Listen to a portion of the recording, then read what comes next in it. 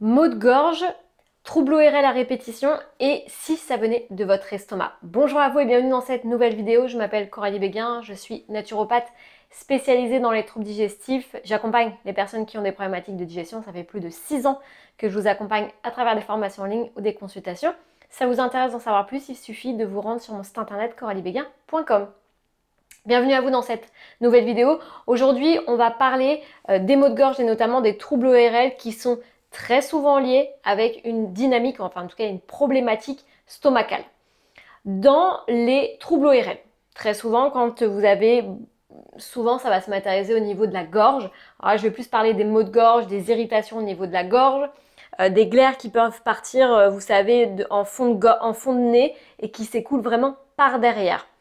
Ça, on va retrouver, c'est très commun, à part si vous avez un rhume et que vous êtes malade, mais si c'est de façon chronique, que vous souffrez de ce type de symptômes, que vous avez la voix rauque, que vous êtes tout le temps en train de faire que votre voix n'est jamais posée, vous êtes toujours en train de vous racler la gorge, que vous avez des maux de gorge à répétition, sensation que votre gorge a été brûlée quand vous vous réveillez le matin, ou encore quand vous avez ces fameux glaires qui s'écoulent par derrière en continu. En naturopathie, enfin en tout cas moi je le vois, en général on est sur du 80-90% du temps des problématiques de maux d'estomac.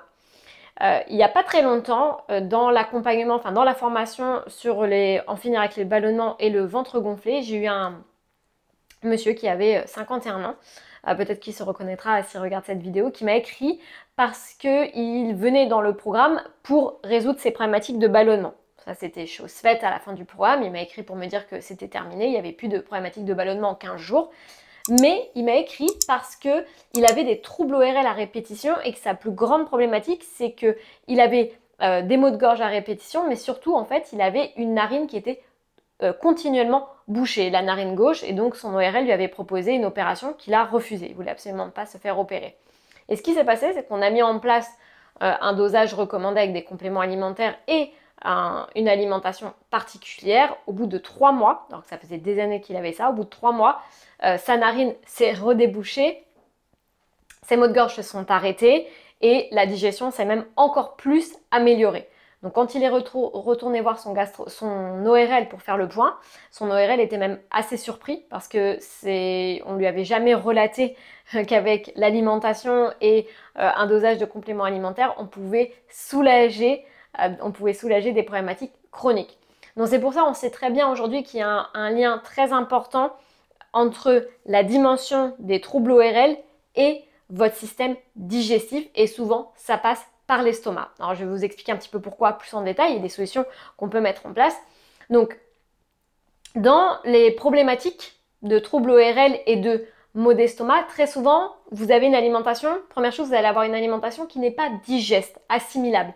Comme elle n'est pas digeste, assimilable, votre estomac va devoir pomper, irriguer beaucoup plus l'estomac, amener beaucoup plus de sang pour digérer. Comme par exemple quand vous faites un exercice physique, par exemple vous allez à la salle de musculation, peu importe, et vous allez faire travailler vos biceps. Eh bien naturellement, comme vous allez contracter le muscle va demander beaucoup plus d'oxygène et de sang pour amener les nutriments et pour faire fonctionner ce muscle. Eh bien c'est exactement pareil au niveau de l'estomac. Si vous avez une activité qui est laborieuse en termes de digestion, votre estomac va demander à pomper beaucoup plus, à demander beaucoup plus d'énergie pour irriguer ce muscle et donc permettre une meilleure digestion. Et qu'est-ce qui va se passer suite à ça? Deuxième chose, c'est que le sang ne va pas rester au niveau de l'estomac, le sang va s'étendre à la voie ORL, le sang ne reste pas à un endroit figé, ça va s'étendre. Alors 1 ou 2 fois parce que vous faites des excès, notamment à Noël ou pour des anniversaires ou autres, c'est pas très grave, vous allez pouvoir gérer parce que si vous avez une vitalité qui est suffisante, ça va gérer au niveau du corps. Par contre, si vous avez déjà une vitalité qui est en baisse, que vous avez du mal, que vous êtes fatigué, que vous avez des insomnies à répétition, que vous êtes très stressé au niveau du travail, que vous grignotez à longueur de temps, eh bien l'estomac ne va pas très bien gérer et donc le sang va s'étendre à cet espace ORL qui va amener du mucus, ce fameux mucus qu'on va retrouver au niveau de la voie ORL, donc qui va descendre par derrière. Donc vous allez avoir le sentiment toujours d'être encombré, de moucher, d'avoir les narines qui soient carrément bouchées. Je vois beaucoup de personnes qui me disent ça. Et avoir ce syndrome aussi, quand par exemple vous allez vous coucher le soir le matin, vous allez vous réveiller, vous sentez que votre gorge elle a carrément été brûlée, enfin, comme si vous aviez des maux de gorge, alors que vous n'êtes pas malade. Très souvent, on va le voir chez les personnes qui ont cette problématique de digestion haute au niveau de l'estomac. Donc très souvent, les troubles ORL de façon chronique, je parle pas d'une seule fois dans l'année, mais de façon chronique, sont vraiment corrélés à la partie stomacale. Il y a très longtemps, on disait souvent que les troubles ORL sont corrélés à la partie intestinale, ce qui est en partie vrai, mais il y a aussi une vraie dimension au niveau de la partie stomacale, parce qu'une fois qu'on passe sur une alimentation qui soit digeste, donc bien évidemment, votre intestin va être enchanté, il va avoir beaucoup moins de travail. On voit aussi que le sang arrive beaucoup moins à la sphère stomacale, et donc vous allez avoir beaucoup moins cet aspect d'encombrement, de voix rauque, de voix qui n'est pas posée, de maux de gorge, etc. Et d'ailleurs, dans les premières recommandations qu'on voit quand par exemple on ne digère pas bien, quand on a des reflux, quand on a des brûlures, quand on a vraiment ces maux de gorge, on nous dit de surélever l'oreiller la nuit, en tout cas le soir quand on commence à dormir, pour éviter les reflux. Donc on voit bien qu'il se passe quelque chose au niveau de l'estomac. Donc une fois que vous avez compris ça, vous avez compris que la chose la plus importante, c'est que votre estomac ait une alimentation digeste. Donc quels sont les conseils que vous pouvez mettre en place quand vous avez ce type de symptômes? Première chose à adopter, comme je vous l'ai dit, eh bien, ça va être de limiter les grignotages. Quand vous allez limiter les grignotages, vous allez mettre votre muqueuse stomacale au repos, et donc ça va permettre à votre intestin et votre système digestif d'avoir plus de temps pour venir se réparer. C'est logique, quand on se casse une jambe, on la met au repos, on la plâtre, voilà, et on attend. Il est très rare qu'on vous demande de jeûner ou de mettre au repos votre système digestif. On a des fois pris la mauvaise habitude de grignoter, d'aller chez des amis, de reprendre un fruit, de manger quelque chose à 10h, etc. Ces fameux grignotages vont impacter considérablement votre système digestif. J'en parle beaucoup plus dans le e-book qui est gratuit sur les 5 piliers de santé et de digestion. Si ça vous intéresse d'en savoir plus, il suffit de le télécharger juste ici ou juste là, je ne sais jamais où ça s'affiche. Et sinon, il faut le retrouver dans la barre d'informations juste en dessous. Donc ça va être une des premières choses que vous pouvez mettre en place, qui est assez facile au niveau de votre partie, de votre mode de vie alimentaire. Alors quand je dis facile, c'est pas toujours évident de changer ses habitudes alimentaires, sinon ça se saurait. Mais en tout cas, vous pouvez mettre en place ces actions, au moins d'essayer de le faire la semaine, si vous avez tendance vraiment à beaucoup grignoter, et de vous réserver quelques grignotages, même si j'aime vraiment pas ça et j'encourage vraiment pas ça, de temps en temps le week-end.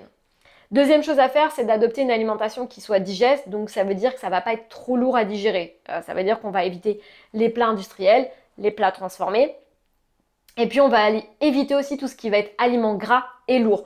Tout ce qui va être viande grasse, poisson gras, les avocats, les choses comme ça, qui sont très lourdes à digérer, très intéressantes nutritionnellement. Par contre, dans des estomacs qui sont un petit peu fatigués et lésés, ben, vous n'allez pas très bien les digérer. Donc vous allez emmener encore plus de sang qui va s'étendre à la voie ORL et risque de vous amener des désagréments, des symptômes qui soient vraiment désagréables au niveau de votre système digestif haut, mais aussi au niveau de la zone ORL. Je tiens d'ailleurs à préciser que souvent on me dit oui, mais j'ai pas d'aigreur d'estomac, j'ai pas de souffrance au niveau de l'estomac et j'ai vraiment cette zone ORL qui m'embête. On n'est pas obligé d'avoir des problématiques stomacales pour souffrir de la voie ORL. On peut très bien ne jamais avoir de problématique au niveau stomacal et souffrir de l'arbre ORL. Troisième chose également à mettre en place, eh bien, c'est de limiter, si vous pouvez, les produits laitiers. Ah, les produits laitiers, on en a beaucoup parlé, on en parle encore beaucoup dans les médias, mais malheureusement, c'est pas forcément nos amis pour la vie. De temps en temps, vous pouvez en manger parce qu'on est quand même dans le pays du fromage, mais de façon chronique, de façon régulière, ils impactent considérablement la flore intestinale et votre système digestif. D'ailleurs, pour la petite anecdote, j'ai une dame il n'y a pas très longtemps en suivi de programme en ligne dans le programme RCH chez Crohn, pour soulager sa maladie inflammatoire, qui me disait j'ai arrêté les produits laitiers et je n'ai plus eu d'asthme, alors que ça faisait plus de 25 ans qu'elle en avait. Donc on se rend bien compte qu'il y a un véritable enjeu avec la partie alimentaire et les soucis parfois de santé de façon chronique qu'on peut avoir. Je tiens bien à préciser de façon chronique parce que souvent on peut tomber un petit peu dans le raccourci en se disant ah bah j'ai par exemple un rhume, c'est parce que mon alimentation n'est pas digeste. Non, des fois vous pouvez tomber malade une fois ou deux fois dans l'année parce que vous étiez fatigué, parce que vous êtes trop tiré sur la corde, ça arrive, et aussi par le manque de luminosité, donc ça arrive. Par contre en naturopathie, ce qu'on aime voir, sur quoi on va s'attarder, c'est tout ce qui va être chronique. parce que c'est là où on est le plus efficace. Donc troisième chose, si vous pouvez limiter votre consommation de produits laitiers, ça serait vraiment génial.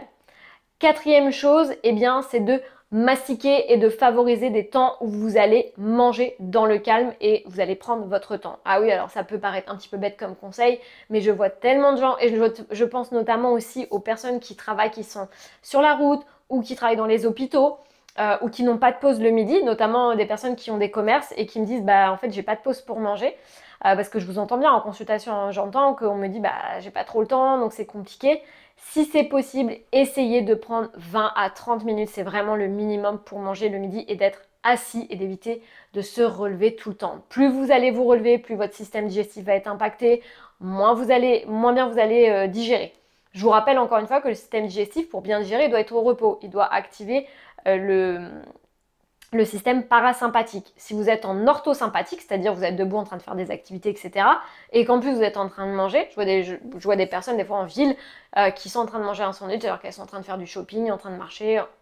Non, c'est pas possible. C'est comme si vous appuyez dans votre voiture sur la pédale d'accélération et de freinage en même temps. Vous allez me dire, mais c'est impossible, il faut utiliser les deux pieds.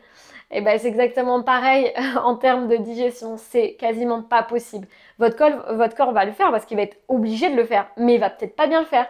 Et ce qui va se passer, c'est que vous allez avoir des carences, de la fatigue, un manque de vitalité, peut-être une thyroïde qui va fonctionner au ralenti, des troubles digestifs, des ballonnements, de la colopathie qui peut s'installer, etc., etc. Parce que ces petits gestes impactent considérablement votre vitalité et votre système digestif. Et souvent d'ailleurs, ce que je vois en naturopathie et dans les accompagnements, c'est que ce sont souvent des petits gestes dits anodins qui participent à des grands troubles digestifs. Mettez en place les actions que je vous ai données dans cette vidéo. Dites-moi si vous êtes passé à l'action. C'est vraiment la chose la plus précieuse que vous pouvez faire pour votre santé, votre bien-être. Et puis pour aller plus loin, sachez aussi également que vous avez le e-book qui est gratuit sur les problématiques d'estomac, comment agir au quotidien sur sa digestion et sur les problématiques d'estomac qui peuvent être liées aussi à des problématiques ORL. J'espère que cette vidéo vous a plu. N'oubliez pas de vous abonner à ma chaîne YouTube pour recevoir les dernières notifications quand je suis en live et aussi quand je publie une vidéo. Et je compte sur vous pour mettre un maximum de likes à cette vidéo.